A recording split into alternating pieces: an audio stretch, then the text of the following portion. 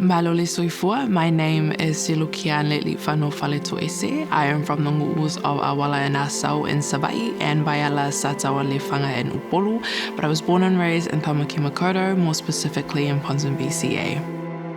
We are currently at one of my favorite places in the world. We are at PIPC Newton, and it is my family church. It is my spiritual home. I am very aware of who has also walked through this very same church and who has also sat in these pews. So I always feel like a very serene kind of calm whenever I'm in Newton.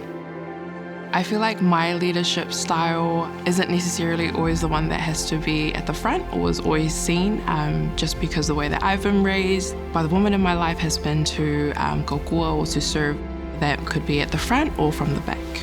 Leadership isn't just a single person, but the contribution of many. I feel like the qualities that I've been raised on by the support systems and the woman in my life has always been to be my most authentic version of myself.